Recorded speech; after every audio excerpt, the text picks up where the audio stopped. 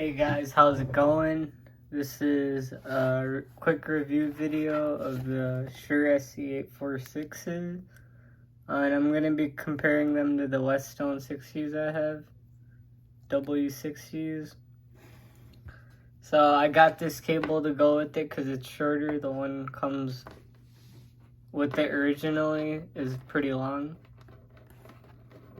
So yeah, this cable is pretty thick. I don't like how this is so stiff. But overall, let's just start off with the build quality. It's really good. These are solid. Maybe even a little too big, so after a while you're gonna get comfort issues. Whereas with the W60s, you can wear them for hours and not feel anything. So this is definitely more uncomfortable. It weighs more than the W60, but it seems like it's better built. It comes with a bunch of accessories too. Bunch of different tips. You could put the bright filters, neutral, or the warm ones. I have the bright ones in here. What else does it come with? Let's see. Oh, this one comes with the Bluetooth cable too, but I don't even mess with that. So yeah, this is basically all you need. It comes with a 1/4-inch adapter and a few other things. So let's get straight into the sound quality now. These are absolutely amazing, but they're still not better than the W60s, and I'll explain why in each category. First of all, let's just start with the soundstage and imaging. These do, I would say, equivalent amount of soundstage to the W60s, but the W60s have a little more depth, where these have a little more width. So this is a faster sounding speaker than the W60s. Like when the bass hits, the attack and decay is way quicker than the W60s. It's really quick sounding in that regard. So yeah, it's hard to describe a soundstage with any in-ear headphones because they all kind of sound similar. So yeah, let's start off with the bass.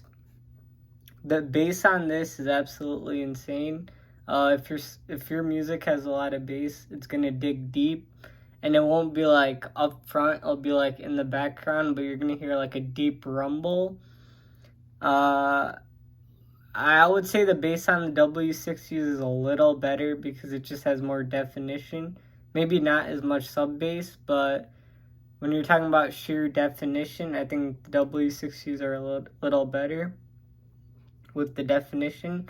But these have more sub bass, so if you want a more oomph in the lower end, these will probably do it for you.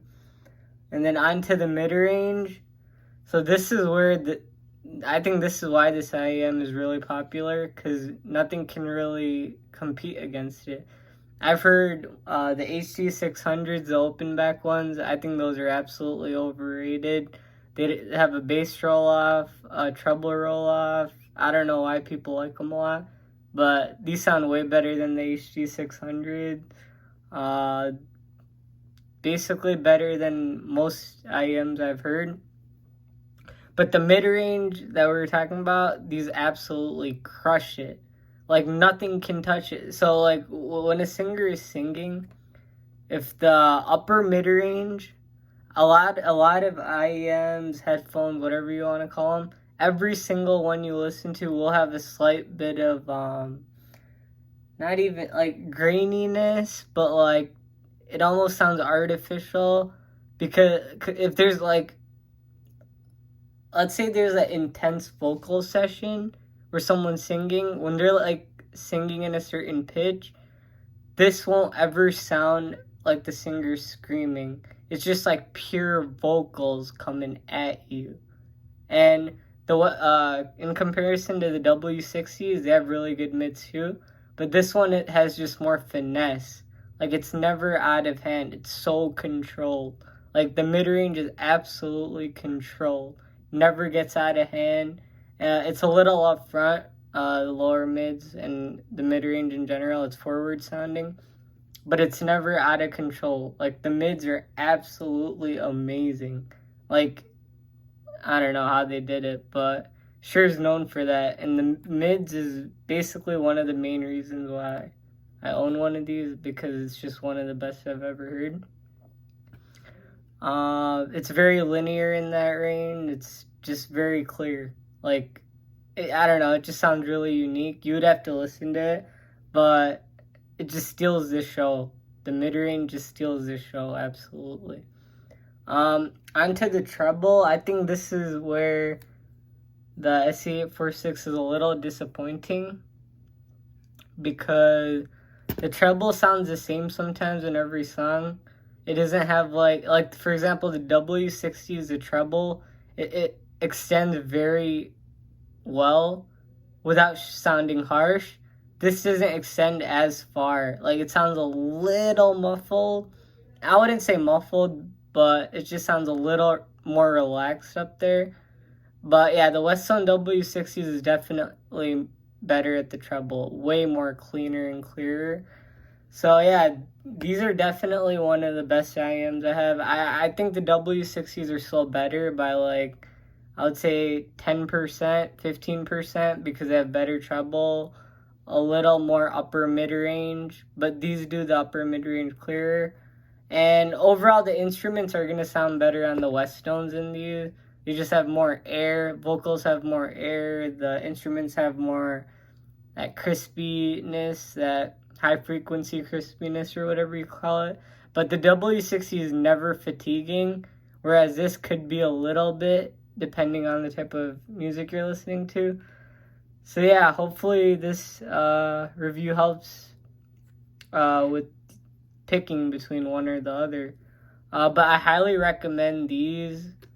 But if you're more of an audiophile and you want more of a neutral sound signature, I would definitely go with the Westone W60, because they just sound more neutral. This is like being in this is like being at a movie theater, where else with the Westone it's more like being in the studio.